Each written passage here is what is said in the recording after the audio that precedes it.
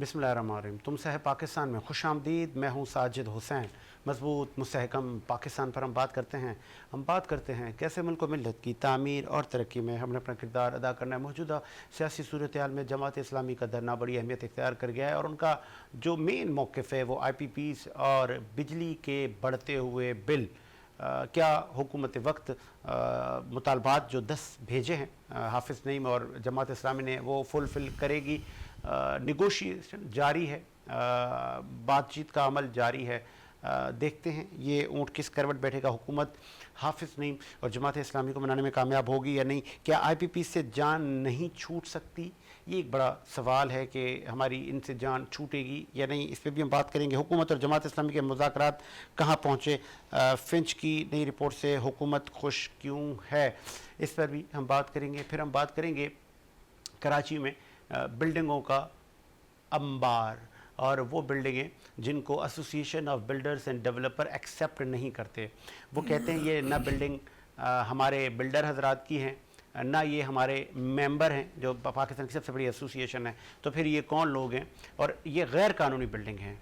ये कहना है association of builders and developer का कि ये पोर्शन माफिया और ये जो बिल्डिंगें बन रही हैं ये हम नहीं बनाते, ये हमारे SOPs में नहीं है। तो ये कौन लोग हैं कि जो 60 और 80 गज़ के प्लॉट पे 6-6, 8-8 मंजिला इमारतें तामीर कर देते हैं जो कि गैर कानूनी। कई बिल्डिंगें कराची में गिर चुकी हैं, इंसानी कई जानें ज़ाया हो चुकी हैं। हुकूमत वक्त इसके लिए क्या कर रही है? फिर हमने देखा कि कराची में बढ़ती हुई स्ट्रीट क्राइम और पुलिस की कारकर्दगी भी सवालिया निशान है। अब एडिशनल IG आ चुके हैं, अब वो क्या करेंगे? पुलिस की कारकर्दगी से लेके हुकूमती उमूर पर बात करने के लिए स्टूडियो मेरे साथ मौजूद हैं। आप सीनियर जर्नलिस्ट हैं, किरदार अपने मुल्क की सियासत और सहाफ़त के देखे हैं। सज्जाद खोखर में ज्वाइन के स्टूडियो, बहुत शुक्रिया सर। खोखर साहब आपने टाइम दिया, फ़ोन कॉल पर में ज्वाइन करेंगे आगा खालिद साहब। खोखर साहब पहले ज़रा बिजली के बिल, सर ये तो मौत के परवाने अब बन गए। अब तो भाई भाई बिजली के बिल पे एक दूसरे को मार काट रहे हैं, क्या कहेंगे? बिस्मिल्लाहिर्रहमानिर्रहीम। सबसे पहले मोहम्मद आले मोहम्मद पर लाखों दरूद व सलाम हो। साजिद भाई, जो बिजली के बिल है अगर इसी तरह तसलसल चलता रहा तो मेरे ख्याल में बिजली के बिलों की वजह से खाना जंगी शुरू हो जाएगी।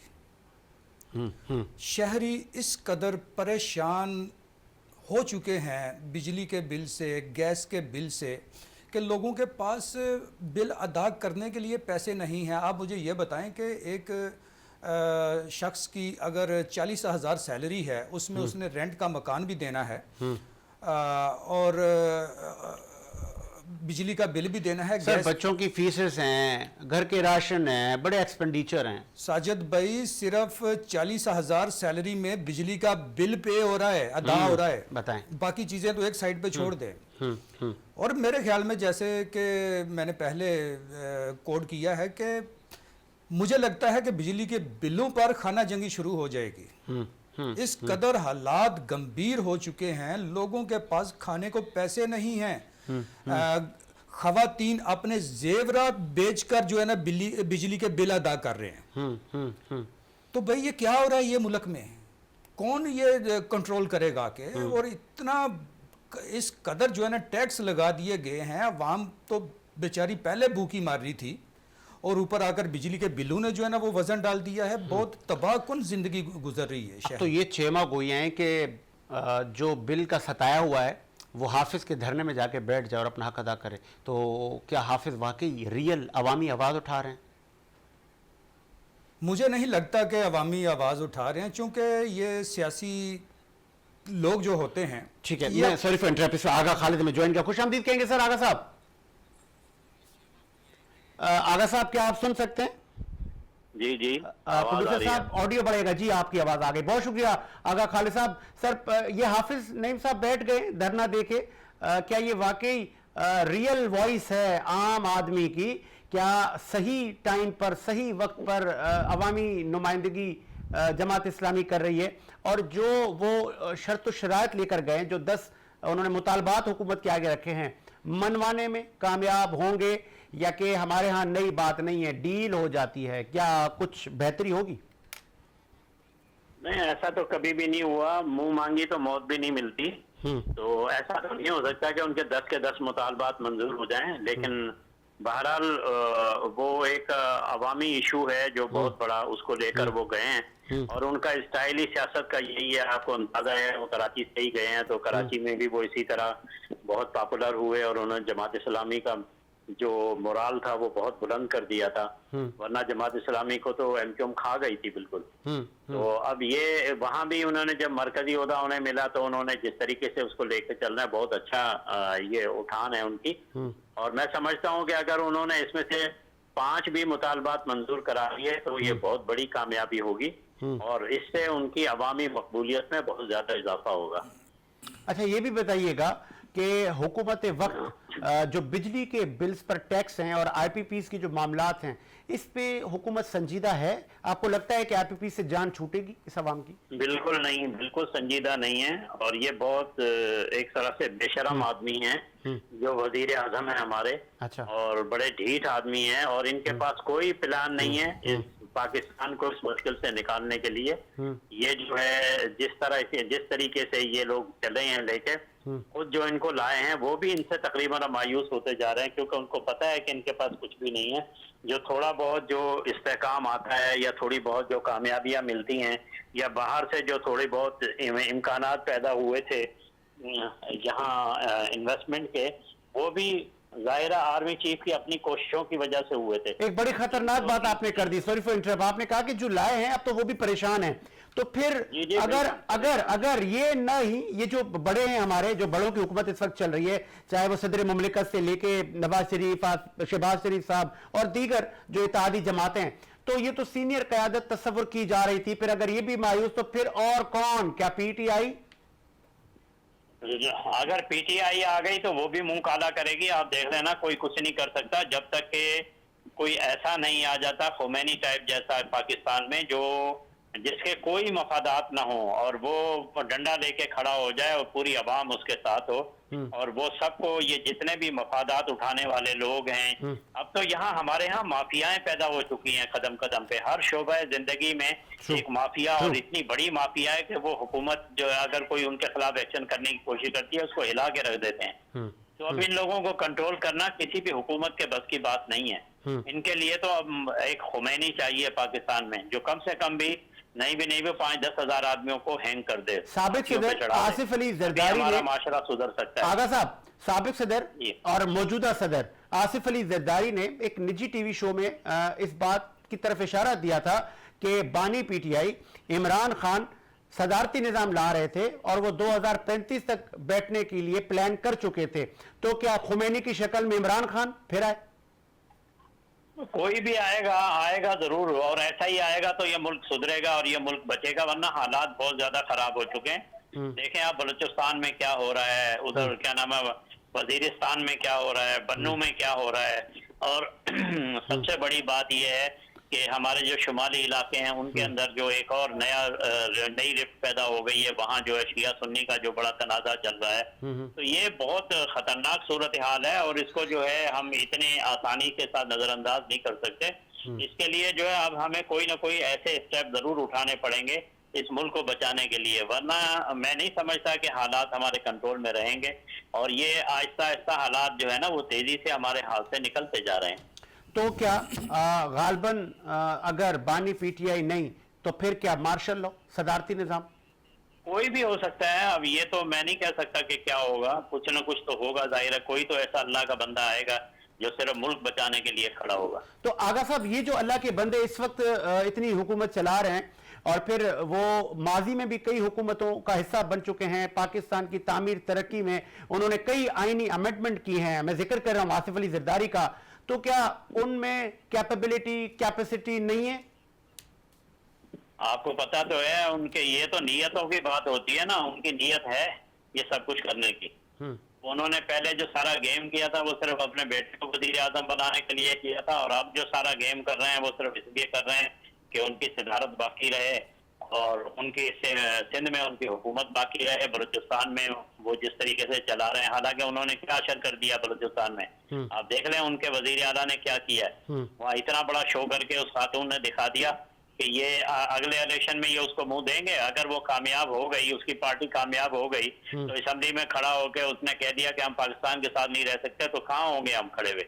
ये तो दूसरी शेख मुजीब तैयार हो रही है और ये सब आंखें बंद करके बैठे हुए हैं। तो ये जो तैयार हो रही है, इसके पीछे कौन लोग हैं, या कि हमारे हुक्मरानों की नाअहली और नाकामी है?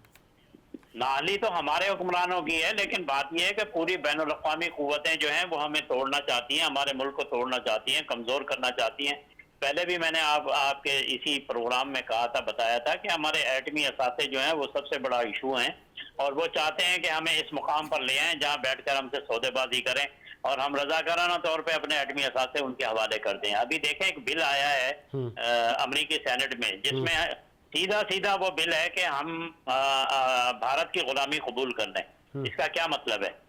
तो मतलब ये हमें उसी तरफ लेकर जा रहे हैं ना, उसी तरफ धकेलना चाहते हैं। वो भारत को बिल्कुल खुली छूट देने के लिए, बेलगाम करने के लिए चाहते हैं कि हमारे एटमी असासे खत्म कर दें और हम उनके सामने एक चारे के तौर पे, एक छोटे से मुल्क के तौर पे, एक गुलाम मुल्क के तौर पे हम जिंदा रहें।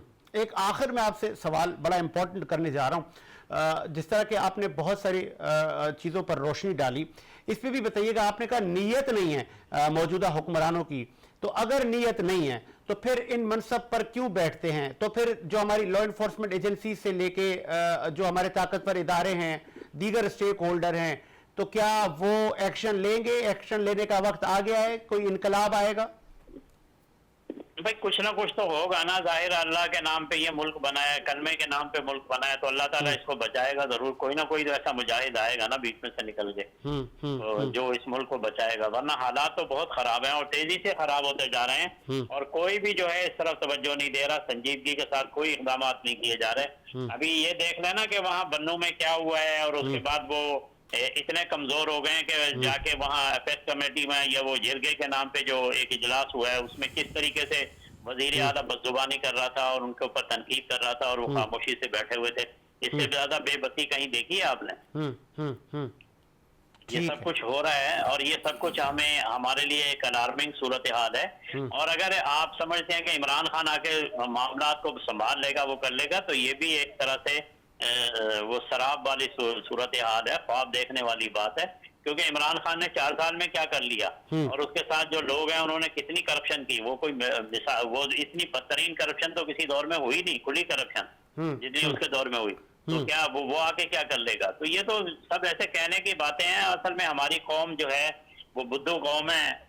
आज से 70 साल पहले भी उन्होंने गलत फैसला किया था, आज भी वो इसी तरफ जा रहे हैं, गलत फैसले कर रहे हैं हमेशा से। जब भुट्टो जैसा सियासतदान आया तो भी ये कौम जो है उसके खिलाफ हो गई, और उसके खिलाफ तो हमेशा इसी तरह होता है। हमारी अक्सरियत जो है ना, वो सही कहा जाता है कि अक्सरियत जो होती है कौमों की, वो भेड़ों की तरह होती है। लेकिन ये लीडर जो होते हैं उन पर मुनासिर होता है कि वो उन कौमों को सही राह पर लेकर जाएं और उनको सही जगह इस्तेमाल करें, और मुल्क को वो एक टाइगर बना दें, एशिया का टाइगर बना दें। ये बहुत कम लीडरों में ऐसी सलाहियत होती है। ठीक है, बहुत शुक्रिया आपके कीमती वक्त का। आगा खालिद साहब ने अपना मौक़िफ़ दिया। जी खोखर साहब, हम बिजली के बिलों पर थे। हाफिज़ नईम कामयाब होंगे और ये जो बिलों पर बेजा टैक्सेस हैं, IPPs हैं, इनसे जान छूटेगी इस कौम की? मुझे नहीं लगता साजिद भाई कि वो कौम के बिजली के बिलों की वजह से, महंगाई की वजह से वहाँ पर गए हैं। उनका एक अपना नज़रिया होगा, जैसा कि हमारे बड़े भाई आगा खालिद साहब ने बजा फरमाया कि ऐसा मुमकिन नहीं है। चूँकि अगर देखा जाए 75 साल की तारीख उठा के देख लें, कोई भी हुक्मरान किसी भी पार्टी का हो, वो कौम मुल्क के साथ मुखलिस नहीं है, ना था ना होगा। खालिद साहब ने तो फरमा दिया ना कि कोई मुजाहिद आएगा जो निज़ाम को दुरुस्त करेगा, लेकिन मुझे नहीं लगता। ये हमारी जो मट्टी है, ये इतनी पाक मट्टी थी। अच्छा, मेरे अल्फाज पे गौर करना। अच्छा, ये पाक वतन की मट्टी पाक मट्टी थी, अब नहीं है। अच्छा, तारीख उठा के देख लें। इतने मायूस ना हो। मायूस नहीं, हकीकत है। अच्छा, लेकिन पर जलते हैं, पर जलेंगे सच्ची बात करने पे। हमारे यहाँ पाकिस्तान में तारीख उठा के देख लें, 76वां साल है, कोई मोहसन नहीं मिला कौम को जो कौम की रहनुमाई कर सकता हो। और खान साहब आए थे 4 साल के लिए, बड़ा एक छोटा सा वक्त था वो। बहुत सारे मामलात उन्होंने बेहतर भी किए और आज कौम उनके साथ भी खड़ी है। लेकिन मैं सपोर्ट नहीं कर रहा इमरान खान साहब की, लेकिन जो हकीकत है वो मैं बयान कर रहा हूँ। तो रही बात बिजली के बिलों की, मैंने पहले भी कहा है कि घर की खवातीन अपने जेवरात बेचकर बिलों, बिजली के बिलों को अदा किया जा रहा है। कब तक? 2-4 किस्तें बिलों की, यानी कि 2-4 महीने। उसके बाद जब जेवरात नहीं होंगे फिर क्या? तो फिर क्या बेचेंगे? यकीन कीजिए कराची शहर में, पाकिस्तान तो बहुत बड़ा है, मैं दूसरे शहरों की बात नहीं करूंगा, कराची की बात करूंगा। बहुत सारी घरेलू खवातीन ऐसे नाजेबा कामों पर, धंधों पर लग चुकी हैं कि इज्जतदार बंदा मेरे ख्याल में सोचकर परेशान हो जाता है कि ये हो क्या रहा है। कि बिजली के बिल अदा करने हैं, गैस के बिल अदा करने हैं, बच्चों के स्कूल की फीसेस देनी है, और अखराजात हैं, मकान के रेंट देने हैं। कहाँ से देंगे? 40,000 का मजदूर, एक मुलाजिम है, 40,000 का महीने में उसको 40,000 मिलते हैं, कहाँ से देगा वो बेचारा? सॉरी फॉर इंटरप्ट खोखर साहब, इस वक्त हमें ज्वाइन किया है आसिफ सऊद साहब ने। आप सीनियर जर्नलिस्ट है, खुश आमदीद कहेंगे सऊद साहब शो में। वालेकुम अस्सलाम। आसिफ सऊद साहब, क्या आप सुन सकते हैं? सर पहले पहले पहले मैं आपसे चाहूंगा कि चूंकि आपका टाइम बड़ा कीमती है, फिर आपने बड़ी वर्किंग है आपकी, बड़ा गालबन करीब से देखा है आपने सिंध बिल्डिंग कंट्रोल अथॉरिटी से लेके हमारे कंटोनमेंट के इदारों से लेकर हमारी टीएमसीज, हमारी केएमसीज। वजह क्या है? ये जो करप्ट अफसरान हैं, जब पता है कि ये आदमी ठीक नहीं है तो इनको क्यों तैनात किया जाता है? क्या ये वाकई हिस्सा ऊपर तक जाता है? जी बिल्कुल सजाद भाई, ये सारा हिस्सा जो है वो ऊपर तक जाता है। ये जब से हमारे यहाँ सिंध बिल्डिंग कंट्रोल अथॉरिटी के अंदर सिस्टम माफिया आई है, इस सिस्टम माफिया ने इस इदारे को मुकम्मल तौर पर तबाह कर दिया है। ठीक है। अब आप देखें, ये सिस्टम जो है आगा मकसूद अब्बास के दौर से शुरू हुआ और ये अभी तक चल रहा है, और इस सिस्टम को जब तक खत्म नहीं करेंगे, जब तक एसडीसी के मामला बिल्कुल सही नहीं हो सकते। तो ये जो जिस सिस्टम की अथॉरिटी में अभी भी सिस्टम चल रहा है। अच्छा, अभी डीजी अब्दुल रशीद सोलंकी साहब ये अपना सिस्टम चला रहे हैं। अगर ये अपना सिस्टम चला रहे हैं तभी तो गैर कानूनी तामीरात खुलेआम हो रही हैं। लेकिन यहाँ पे जो जो हमारे जराए बता रहे हैं, तो सोलंकी साहब जो डीजी हैं वो कहते हैं नहीं मैं बेबस हूं। तो भाई अगर आप बेबस हैं तो आप रिजाइन करें। बिल्कुल उनको रिजाइन कर देना चाहिए अगर वो बेबस हैं। तो उनके इल्म में है, वो भी इस करप्शन का हिस्सा है। ये सईद गनी साहब को चाहिए। जी जी। देखिए आप भी देखें, सईद गनी साहब ने जो है सुबह असेंबली में खड़े होकर ये बात कही कि हम गैर कानूनी तामीरात के खिलाफ कार्रवाई कर रहे हैं। मुझे जो भी इत्तला देगा, चाहे मुझे व्हाट्सएप पर दे या किसी और जराये से, मैं उस पर एक्शन लूंगा। लेकिन उनकी जानिब से अभी तक कोई एक्शन नहीं लिया गया। आप अगर सईद गनी साहब का अपना हल्का देखें, Mahmudabad, Akhtar colony, Kashmir colony, defence view, यहाँ पर खुलेआम गैर कानूनी तामीरात हो रही है। सईद गनी साहब को नजर नहीं आती, वो अपने हल्के में नहीं जाते। आप डिस्ट्रिक्ट सेंट्रल को देख रहे हैं, नाजराबाद, लियाकताबाद, फेडरल एरिया, इन तमाम जगहों पर खुलेआम गैर कानूनी तामीरात चल रही है। सिंध बिल्डिंग कंट्रोल अथॉरिटी के एक ईमानदार एडिशनल डायरेक्टर जनरल है हामिद अली खान साहब। ठीक है। हामिद अली खान साहब ने डीजी अब्दुल रशीद सोलंकी को एक रिपोर्ट जमा कराई, इसके अंदर उन्होंने इंकशाफ कि इस सिर्फ नाजराबाद, लियाकताबाद और फेडरल एरिया में 470 से ज्यादा गैर कानूनी तामीरात हो रही, लेकिन उनको चुप करा दिया गया। आप कल ही की मिसाल ले लें कि कल जो है डीजी साहब उम्रे पर चले गए। अब डीजी साहब उम्रे पर गए तो एडिशनल डायरेक्टर जनरल को उसका डीजी का इजाफी चार्ज देना चाहिएगा। ठीक है। लेकिन उनकी जगह ग्रेड 21 के अफसर को जो है वो एसडीसी का डीजी का चार्ज दे दिया गया। और सिस्टम सारा मामला को चला रहा है, यही वजह है कि ये इदारा सही नहीं हो पा रहा। तो वो सिस्टम इतना ताकतवर है कि हुकूमत वक्त, क्योंकि पीपल्स पार्टी मुसलसल ये 90s को छोड़ के चौथी बार फिर साहिब इक़्तिदार है, तो वो इस पे एक्शन क्यों नहीं ले रही? क्योंकि ये तो उनकी आईनी पाकिस्तान तो इजाजत देता है कि वो एक्शन ले। ये जो सबके मफादात है ना इसके अंदर। अच्छा, पीपल्स पार्टी के अपने मफादात हैं, इदारे में रहने वालों के अपने मफादात हैं, इदारा एसपीसीए में जो है इसके मफादात की जंग चल रही है। हर आदमी अपने मफाद की खातिर काम कर रहा है। अच्छा, दीगर केडीए से लेके मली डेवलपमेंट अथॉरिटीज हमने बनाई हुई, क्या वहां पर भी यही सूरत हाल है? देखिए ये पूरा सिस्टम चलता है। ये सिस्टम खाली एसपीसी को ही कंट्रोल नहीं करता, ये एसपीसी के अलावा एमडीए को, केडीए को, केएमसी को, तमाम ही बल्दियात के जो इदारे हैं ये अब सिस्टम चला रहे हैं। अब इसके ऊपर खुद अब जो इसके वजीर है इसके भी अपना इख्तियार नहीं होता। अच्छा, वो बेचारा खुद एक मजबूर होता है। ओहो, तो फिर अब हल क्या? अब हम आते हैं सोल्यूशन की तरफ, कंक्लूजन की तरफ। हल क्या ये ऐसे ही मामला चलते रहेंगे, बिल्डिंगें गिरती रहेंगी, 80-80 गज पे बनती रहेंगे, गैर कानूनी पोर्शंस बनते रहेंगे, फिर एक पार्टी आएगी बना बुनू के बेच के चली जाएगी, फिर सरवाइव करेंगे दूसरे, फिर वो बोलेंगे हाय हाय हमने तो ये लिया था, हम हमारा तो कोई कसूर नहीं है। तो फिर ये रुकेगा कैसे मामला? आसिफ सऊद साहब, मैं आपको एक बात बताऊं कि इस वक्त जो है वो आप अगर ये देखें कि जितने भी पोर्शन और बन रहे हैं, जितने भी पोर्शन बन रहे हैं उनके ऊपर सब लीजें हो रही हैं। अब आप मुझे ये बताएं कि सब लीजें जो है वो किस तरह हो सकती है? एक रेजिडेंशियल के ऊपर जो है वो 3 फ्लैट बनते हैं, 3 flat, 4 flat, 5 flat, 6 flat, Ahmedabad में तो माशाल्लाह से 8 तक बच जाते हैं। बताएं। तो अगर उनकी सब लीजें होती हैं तो वो सब लीजें किस कानून के तहत होती हैं? कानून तो ये कहता है कि भाई रेजिडेंशियल के ऊपर आप कमर्शियल की सब लीज कैसे दे सकते हो? सब लीज होगी 120 गज पे। लेकिन हमारे यहाँ तो 120 गज पे अगर 8 मंजिलें बनी है तो 8 फ्लैटों की सब लीज होगी। तो भाई सिस्टम ही है ना जो कर रहा है। ठीक है, और मजे की बात है वो सब लीजें भी होती हैं, उसकी माइक्रो भी बनती है, सारी चीजें होती हैं। मतलब ये कि सारा मामला जो है वो तो आपकी अंदाजे से या आपकी जितनी वर्किंग है, क्या आपने तखमीना लगाया है माहाना कितने करोड़ की करप्शन होती है?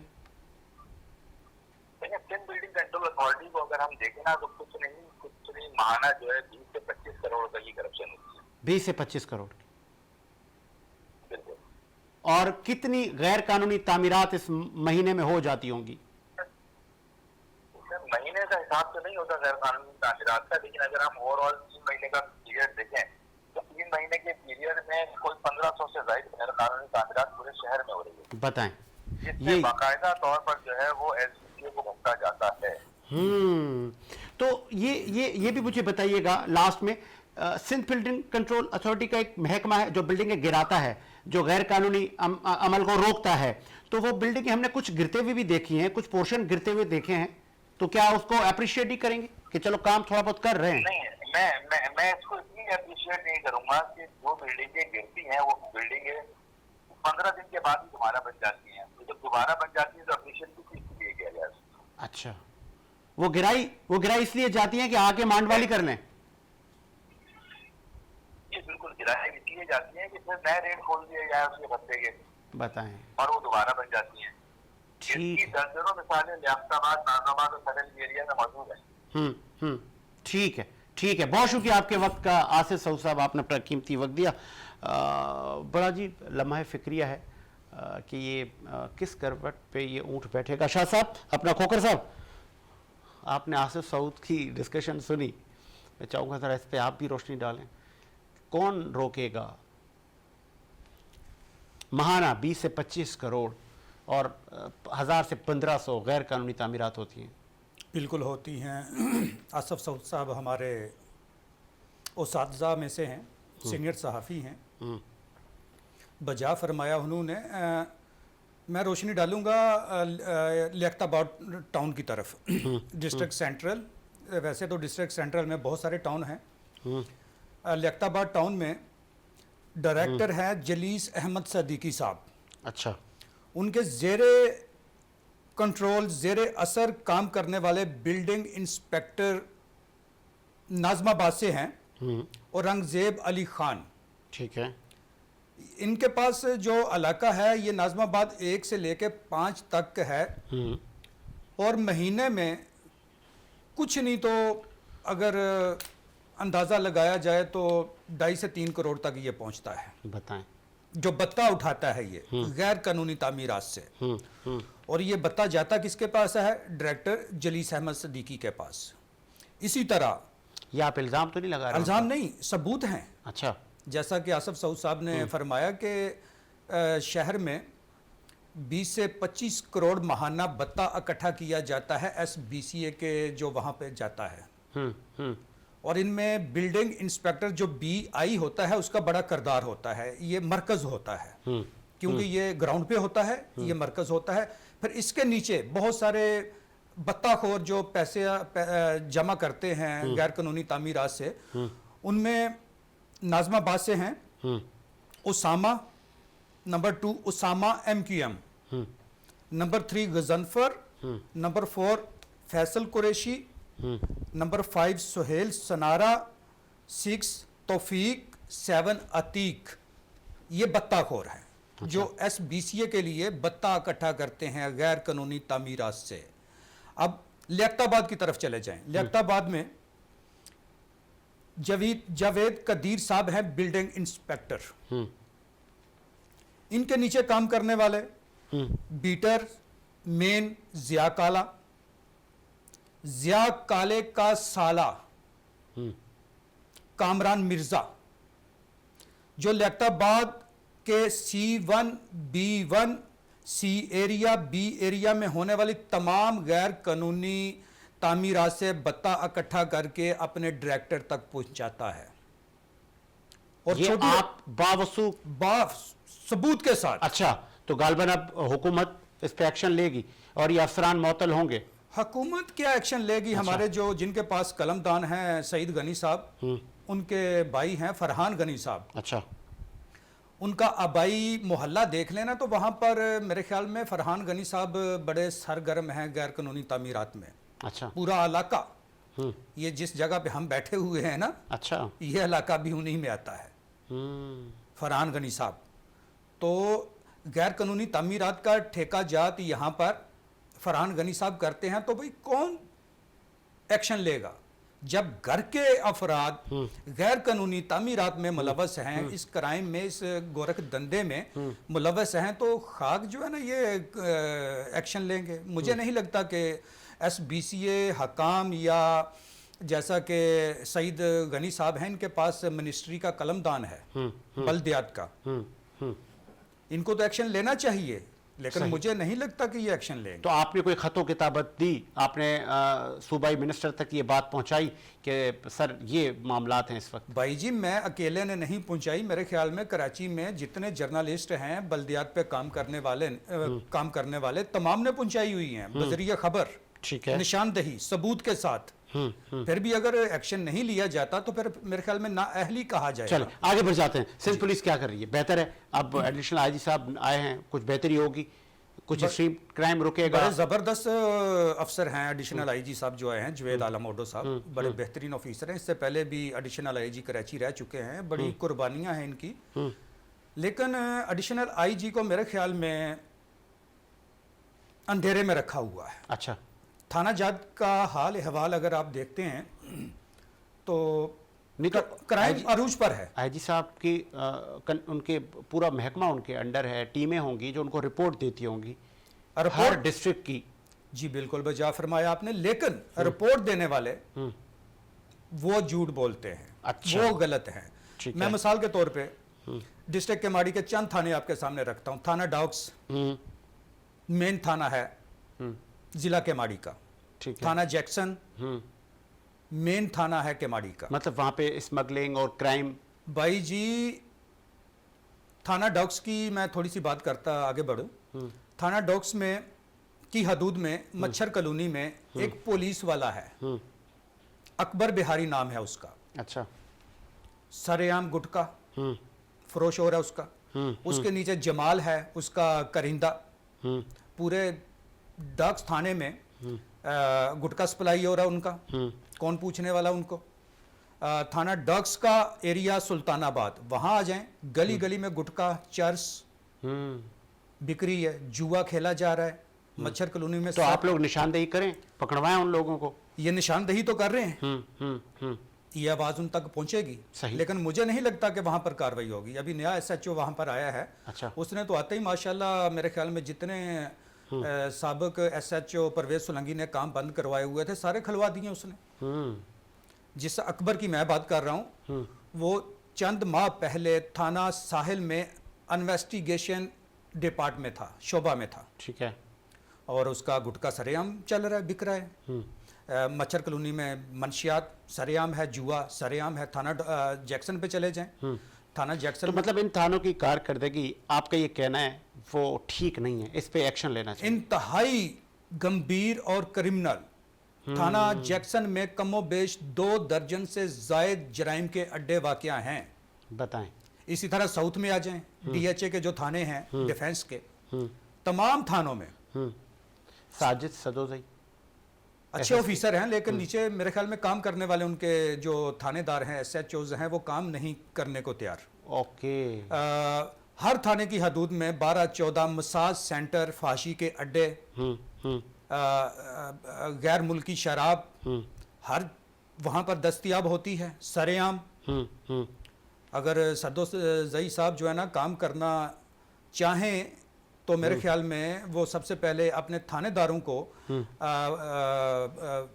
पाबंद करें कि भाई इलाके में ये ख़ास तौर पे, जैसा कि मुहर्रमुल हराम है यार, मुहर्रमुल हराम है, ऐसा ही है। और इस मुहर्रमुल हराम के महीने में DHA के थाने, तमाम DHA में जितने थाने हैं, तमाम थानों में फहाशी के अड्डे चल रहे हैं। आप पूछेंगे कितने चल रहे हैं, मैं कहूंगा कि कमोबेश 70 से ऊपर चल रहे हैं। शीशा बार सरेआम, इस पे बैन है, आइस पाबंदी है इस पे। मंशियात सरेआम। तो भाई कौन है इनको रोकने वाला? और एडिशनल IG जुवेद आलम ओडो साहब बड़े बेहतरीन ऑफिसर हैं, अच्छी साख रखते हैं, इससे पहले बड़ा काम कर चुके हैं, और उनको चाहिए कि जो थाना जात की कार्रवाइयां हैं या जो गैर कानूनी धंधे ये कर रहे हैं, इनके खिलाफ उनको एक्शन लेना चाहिए। ठीक है। अभी 3 अगस्त भी आ रही है जी। शुहदा का डे मनाती है सिंध पुलिस। जी। चौधरी असलम शहीद हुए थे और दीगर अफसरान, उनको खराज तहसीन पेश किया जाता है। उसके लिए हम एक स्पेशल प्रोग्राम का हम सोच रहे हैं कि जो सिंध पुलिस के अच्छे अफसरान हैं, जिनकी शहादतें हैं, जिनकी कुर्बानियाँ हैं, हम उनको खराज तहसीन पेश करें। क्या कहेंगे? बिल्कुल करना चाहिए। मैं तो बहुत करीब से देखता हूँ शोहदाए डे पुलिस को। इससे पहले भी मैं प्रिंट मीडिया पे बहुत सारी मैं इनके लिए तहरीरें भी लिख चुका हूँ, मज़ामीन भी लिख चुका हूँ। और अगर देखा जाए सिंध पुलिस को, तो वाकई में पूरे पाकिस्तान में इतनी बेहतर किसी भी सूबे की पुलिस नहीं है, या किसी भी सूबे में पुलिस की इतनी शहादतें रिकॉर्ड नहीं हुई जितनी सिंध पुलिस की हुई है। और मैं खुद जो है ना सलाम पेश करना चाहूँगा शोहदाए पुलिस को। बड़ी कुर्बानियाँ हैं उनकी। आज जो अमन है सिंध में, ये उन्हीं की वजह से है। चौधरी असलम साहब हैं और बहुत सारे अफसरान हैं, ज़ीशान काज़मी साहब थे, बड़े नाम हैं ये। बड़े नाम थे। इन्होंने लियारी चाहे गैंग वॉर थे, बड़े बड़े लोगों से मुकाबला किया और जामे शहादत नोश किया, और मैं इनको सलाम पेश करता हूँ। बड़े आगे बढ़ते हैं। जैसे आपने कहा कि यार इनको आप सलाम पेश करते हैं और हम इनकी सर्विसेज को भी अप्रिशिएट करते हैं। CTD का महकमा इस वक्त जो चल रहा है बेहतरीन है। उमर ख़त्ताब साहब बैठे हैं आके उस नशिस्त पर गालबन। ये वो नशिस्त है जिसको हॉट चेयर कहा जाता है। बज़ाते खुद राजा उमर ख़त्ताब साहब बड़े बेहतरीन ऑफिसर हैं, बहुत काम किया है इन्होंने, पूरे मुल्क में काम किया है दहशतगर्दी के ख़िलाफ़। बीच में कुछ ऐसी भी टीमें हैं जो अगवा बराए तावान में जो है ना मुलव्वस हैं। आए रोज़ जो है ना कोई कटा खुल जाता है। CTD उस पे नज़र रखनी चाहिए, और हुक्काम बाला को बिल्कुल रखनी और चाहिए। उमर ख़त्ताब साहब को, जी बड़ा नाम है उनका, बड़ा नाम है। और उन्होंने एक मेरे ख्याल में चौधरी असलम साहब के बाद जो है ना, अगर बड़ा नाम देखा जाता है सीटीडी में तो राजा उमर खताब साहब का देखा जाता है। Really appreciate. लास्ट में क्या मैसेज देना चाहेंगे आप नौजवानों को, किस तरह मुल्क मिलत की तामीर और तरक्की में वो अपना किरदार अदा करें? मैं तो यही मैसेज देना चाहूँगा, नौजवान मुल्क का सरमाया है, खुदारा मेहरबानी करें, शहबाज शरीफ साहब की जो है ना वो लाइन पर मत चलिएगा। मुल्क का बेड़ा गर्क कर दिया है, हमारे बड़े लाडले वज़ीर आज़म हैं ये, और बड़ी कोशिशों से लाया गया है। जैसा कि हमारे सीनियर सहाफ़ी आगा खालिद साहब ने फरमाया कि ये बेशर्म लोग हैं जो आज हमारे ऊपर हुकूमत कर रहे हैं, ये बेशर्म लोग हैं और लाने वाले परेशान हो गए हैं। अच्छा, इनको लाने वाले परेशान हो चुके हैं, और हकीकत में तो नौजवानों को पाकिस्तान की तरक्की के लिए अपना जो एक वक्त है ये ज़रूर देना चाहिए। ये सरमाया है हमारा नौजवान, और मुझे उम्मीद है कि नौजवान जैसे बेदार हो चुके हैं, और यही बेदारी जो है ना पाकिस्तान की सलामती का एक मैं कहूँगा कि मरकज़ है। नेक्स्ट हमारा शो, क्योंकि पीर से जुम्मा आप और हम शो करते हैं, PSQC एक बड़ा इदारा है, उस पर हमारी एक इन्वेस्टिगेशन टीम है, उसने बहुत कुछ तैयार किया है, तो गालबन उस पर भी हम आपको ज़रूर मदऊ करेंगे, अपना टाइम देना है। जी बिल्कुल, PSQC है कि वो मैं बहुत करीब से देखता हूँ, बड़ी वर्किंग है उस पर, और आज तो और जो इन्वेस्टिगेटिव जर्नलिस्ट की जो हमारी टीम है सर, उन्होंने बहुत बड़ी फाइलें बनाई हैं माशाल्लाह। तो कैसा आप देखते हैं गालबन उनके जो अथॉरिटीज़ हैं वो भी आएंगे अपना मौक़िफ़ देने? आना चाहिए उनको, बिल्कुल अपना मौक़िफ़ सामने रखना चाहिए, और मैं उम्मीद रखता हूँ है ना कि वो आएंगे, तामीर और तरक्की में अपना किरदार अदा करेंगे। उनके जो मीडिया एडवाइज़र आए हैं सोलंकी साहब, हाँ। बड़े बेहतरीन इंसान हैं, ऑफिसर हैं, और उम्मीद है कि वो ज़रूर शो में तशरीफ़ लाएंगे। बड़े कॉम्पिटेंट आदमी हैं जी चलें, ठीक है जी, इसी उम्मीद के साथ मेरा मुख्य शादाबाद रहे, मुझे साजिशों को इजाज़त दीजिए, मुलाकात हुई नए प्रोग्राम के साथ। अल्लाह हाफ़िज़।